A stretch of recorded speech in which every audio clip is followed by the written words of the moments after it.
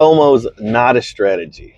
I'm sure you've heard people buy low, sell high, pick the right stock.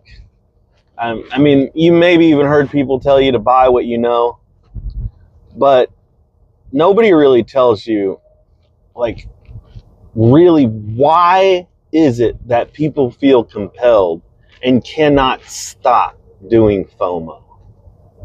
Like, what draws the population to sit there and act like moths to what is attractive? It's human psychology, right? It's that fear of missing out exists in every walk of life.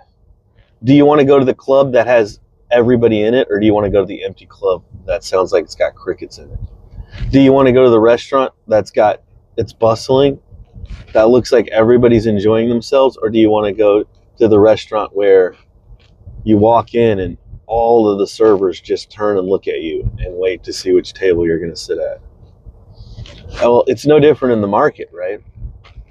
But here's the problem when you do it in the market, okay? The value in the market is not set to what things are actually worth. Okay, market value is what somebody will buy it for at that moment in time. And the key critical factor that people aren't calculating into this equation is time. So the whole reason that FOMO exists has to do with time beyond anything else. And it's the one catalyst that's equal among all of us, but that nobody can actually properly calculate. Why? Because nobody knows how much you've got, and nobody knows when something's going to strike. So it creates this scenario where, for instance, right, in our restaurant scenario, you have an empty restaurant and a restaurant that's totally packed out. So of course, if the food is bad, the service is bad, and everything else, then there's a reason that the restaurant is empty. But I'm not even talking about that. I'm saying, if you were standing in a great restaurant district and you had two restaurants that are absolutely phenomenal, but for whatever reason, on this Friday night evening, this one restaurant is packed and the other one is empty. They're both excellent. They both have amazing service. For some reason, there will be people who get tired of the wait. But if you don't have a wait and you can go to the restaurant that's totally packed out, wouldn't you feel the desire to go to that restaurant? Like, why is everybody going there? Maybe there's something that I should be at over there. And if you don't have to wait for 2 hours or an extremely long amount of time to you, you'd go to the other excellent restaurant you know of as default, right? You'd go to the one, FOMO. So why, right? It comes down to that time factor, right? And here's why in the markets, right, if that company chose to escalate their prices at the moment of that FOMO, they would make more and more and more profit, and the prices would go higher and higher and higher, but there would be more and more people that would go to the excellent restaurant right next door faster.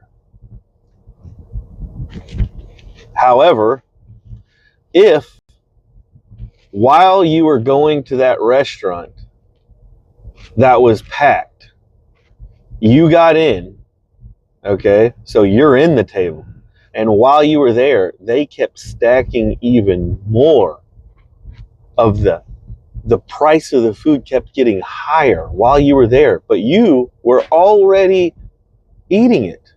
So you bought in and the plate was $500. And now people are paying $10,000 for the plate that you're eating at. Are you going to leave to go to the restaurant next door that's selling the $200 plate, which was exactly what the plate was before you got in? So everything was completely even right before this whole insane time frame of obsession. There's no reason except for a blip of market desire. And you say supply and demand. Yes, but here's the thing. True supply and demand constraints create real increase in price structure. Perception supply and demands are what somebody wants in the moment, which means it's fleeting. And we've created the artificial time dynamic. So, since time's not really an actual constraint there, it can disappear immediately. Now, if the supply reason for the increase is, yeah, well, there's not enough ships, so they got to build ships. Well, that's a real, actual constraint. Okay, so in those scenarios, that price adjustment's not going to go somewhere fast. It's going to remain high. But that's not what we're talking about here. The FOMO, okay, is just people desiring because other people are there, creating this artificial hype. So you want to jump into. Because if you don't, what did you not get to be a part of? What you've got to do, especially when you're investing, is ask yourself the question, is this an actual constraint on this particular business? Because in the end, you're investing in a business. Or am I trying to make a quick in and out grab because of FOMO of others? In which case, I hope you're really good at trading and investing, because now timing is the thing that you're betting on. You're betting.